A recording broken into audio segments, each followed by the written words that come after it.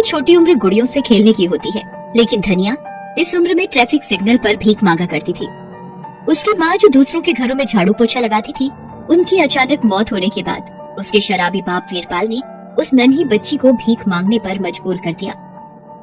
भगवान के नाम पर कुछ पैसे दे दो भैया, इस गरीब पर तरस खाओ भैया। ए भिखारन, चल भाग यहाँ से। धनिया की किस्मत में किसी के 1-2 रुपए होते तो किसी की गाली और दुत्कार।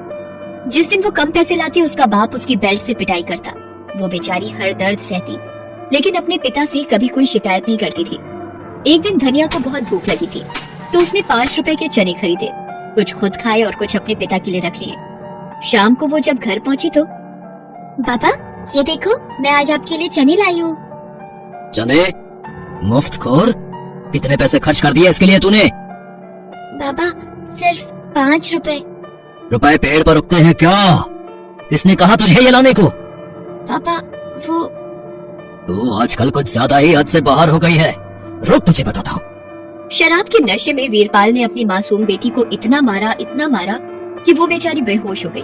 उसका पूरा शरीर लाल पड़ गया था और उसे बुखार भी आ गया, जिसके कारण वो अगले दिन सुबह जब देर तक सोती रही तो वीरपाल गुस्से में उसके पास गया। बड़ी बेशर्म है तू। तेरा बाप यहाँ जाग गया और तू खाट तोड़ रही है। पापा पूरा शरीर दर्द कर रहा है, देखो ना, लाल लाल निशान भी पड़ गए हैं। देखो, मेरे सामने तो ये सब नौटंकी मत किया करो, नहीं तो इसका इलाज मुझे अच्छे से आता है। बोलो तो कर दो इलाज फिर से। पिटाई के डर से बेचारी धनिया उस बुरी हालत में भी भीख मांगने निकल गई, लेकिन उसके पैर नहीं उठ रहे थे। थोड़ी ही देर में उसे चक्कर आ गया और वो रास्ते में बेहोश होकर गिर गई। उस रास्ते से ना जाने कितने लोग गुजरे, लेकिन ज्यादातर लोग उसे अनदेखा कर निकल गए। हालांकि कुछ लोगों ने उसे कुछ पैसे भी दिए। उन पैसों से वो बाप के लिए शराब खरीद कर ले गई। समय यूं ही बीतता रहा। धनिया कभी आधे पेट तो कभी खाली पेट रहकर अपने पिता की शराब की जरूरत पूरी करती रही। समय तेजी से बीत रहा था। धनिया की उम्र अब 17 साल की हो गई थी। अब वो अपनी माँ की तरह ही लोगों के घर जाकर झाड़ू पोछा किया करती।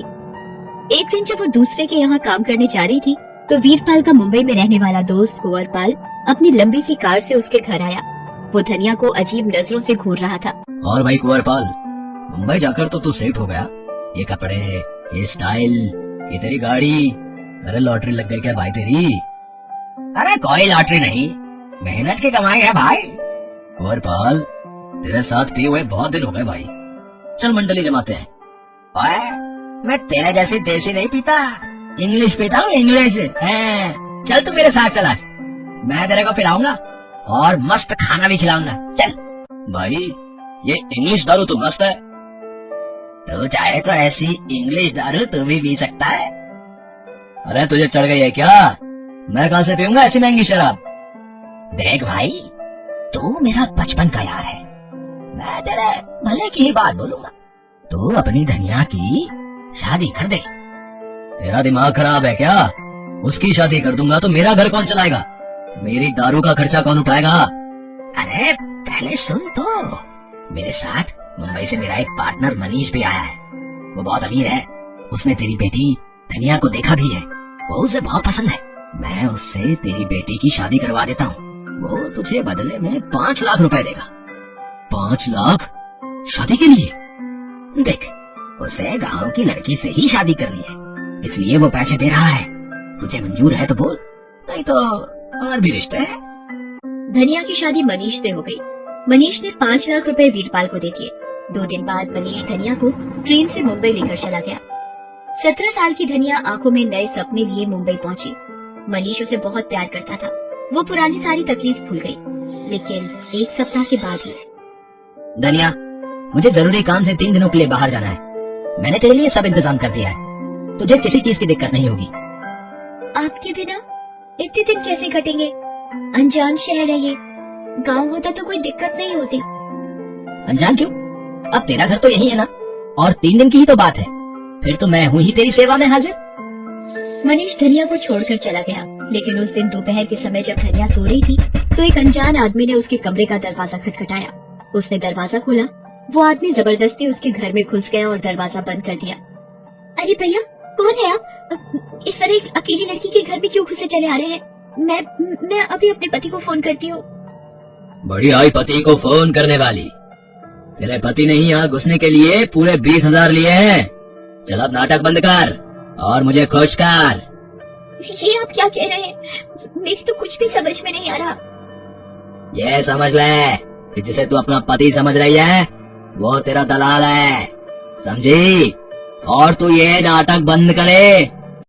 धनिया ने उस आदमी के मुंह से जो सुना उसे सुनकर वो बहुत डर गई। उसने उस आदमी से बचने की बहुत कोशिश की, लेकिन वो उस मजबूत कदकाठी के आदमी से कितना लड़ पाती। उस आदमी ने उसके साथ जो चाहा वो किया, फिर वो चला गया। 3 दिन तक कोई न कोई नया आदमी धनिया के पास आता रहा और उस बेचारी के साथ जबरदस्ती करता रहा। 3 दिन बाद मनीषा आया। धनिया उसे देखते ही रोने लगी। मैंने आपको क्या समझा और आप क्या निकले? पति होकर आपने मेरा सौदा कर दिया। अरे ये सब तुम क्या कह रही हो? तुम्हारा सौदा कर दिया? किसने कहा तुझे ये? कहीं मेरे पीछे तो यहाँ कोई नहीं आया? तब धनिया ने मनीष को उसके जाने के बाद की सारी कहानी बताई। तब मनीष ने रोते हुए कहा, तेरे सर की कसम धनिया, मैं निर्दोष हूँ। मुझे यहाँ से ले चलिए मनीष, यहाँ मेरा दम घुटता है। हाँ धनिया, अब हम यहाँ नहीं रहेंगे। हम आज ही ये जगह छोड़कर कहीं चले जाएंगे। उसके बाद मनीष ने वो जगह तत्काल छोड़ दी और धनिया को लेकर वहाँ से निकल गया। फिर वो उसे लेकर एक नई जगह पर गया, लेकिन पता नहीं क्यों धनिया को उस इलाके में अजीब सी घबराहट होने लगी थी। ये आप कहाँ ले आए? ये जगह मुझे बिल्कुल ठीक नहीं लग रही है। क्या अब हम यहाँ रहेंगे? धनिया, यहाँ मेरा एक दोस्त रहता है। अभी कुछ दिन हमें यही रहना होगा। तुम थोड़ी देर यहाँ रुको, मैं उसे बाहर लेकर आता हूँ। उसके बाद मनीष एक बड़े से घर के अंदर गया। उसने धनिया को बाहर ही इंतजार करने के लिए कहा।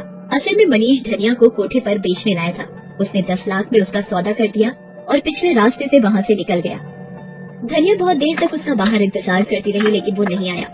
कुछ देर बाद कुछ बदमाश से दिखने वाले लोग बाहर आए और धनिया को पकड़कर अंदर ले जाने लगे। अरे मुझे आप लोग कहाँ ले जा रहे हैं? देखिए ये घर मेरे पति के दोस्त का है। मैं आप लोगों की शिकायत करूंगी उनसे। छोड़ो मुझे। मनीष मुझे बचाओ। वो गुंडे उसे पकड़कर अंदर ले गए। अंदर एक अजीब सी दुनिया थी। कई सारी लड़कियां अजीब स्थिति में इधर उधर घूम रही थी। तभी एक औरत जिसका नाम रीटा आंटी था, उसकी कड़कदार आवाज गूंजी, ए लड़की, अपना भोपू बंद कर, नहीं तो इतना मारूंगी कि मुंह से आवाज निकलनी ही बंद हो जाएगी। देखिए मुझे छोड़ दीजिए, मुझे मेरे पति के पास जाने दीजिए। पति? तेरा पति तुझे 10 लाख में मुझे बेचकर चला गया। आज से मैं जो कहूंगी तुझे करना होगा, समझी? नहीं तो नरक क्या होता है वो तुझे यहीं देखने को मिल जाएगा। आज से तेरा काम है ग्राहकों को खुश करना, और वो कैसे करना है यहाँ की लड़कियां तुझे बता देंगी। धनिया सच में नरक में आ गई थी। यहाँ हर दिन कई सारे लोग उस असहाय लड़की के साथ जबरदस्ती करते और वो बेचारी सब कुछ सहती। उसे कई बार वहाँ से भागने का मन हुआ, लेकिन रीटा के गुंडे हमेशा सभी लड़कियों पर अपनी नजर बनाए रखते। धनिया एक लाश बनकर रह गई थी वहाँ, जिंदा लाश। उस 4 दीवारी में उसकी चीख गूंज कर रह जाती। दुख के बादल छटने का नाम ही नहीं ले रहे थे, लेकिन एक दिन ये बादल छटे। असल में हुआ ये कि एक दिन जब दोपहर में रीटा आंटी सो रही थी, तब वहाँ रोज की तरह सोहन चाय देने के लिए आया। उसने रीटा आंटी को सोता हुआ देखा तो वो सीधा धनिया के कमरे में चला गया और उसने धनिया को कहा, धनिया चल भाग चले यहाँ से, चल। धनिया सुनकर हैरान थी, पर फिर भी उसने हिम्मत करके पूछा, आप कौन है? आप मुझे क्यों बचाना चाहते हैं? मैं सोहन चाय वाला हूँ और मैं तुमसे बहुत प्यार करता हूँ। मैंने तुम्हें जब पहली बार देखा था तभी से मैं तुमसे प्यार करता हूँ। मुझसे तुम्हारा दुख और कष्ट देखा नहीं जाता। मैं हमेशा से ही मौके की तलाश में था कि मैं तुम्हें यहाँ से कैसे आजाद कराऊं। पर हम यहाँ से भाग नहीं सकते, क्योंकि रीटा आंटी के सभी गुंडों ने चारों तरफ से घेर रखा है। हर जाने आने वाले रास्ते पर आंटी जी के बहुत से गुंडे पहरा दे रहे हैं। हम पकड़े जाएंगे। ये लो मोबाइल। ये किसका मोबाइल है? तुम कैसे इस जगह तक मोबाइल ले आए? ये मोबाइल तो रीटा आंटी का है। वो सो रही थी, मैं चुपचाप से ये मोबाइल उठा लाया।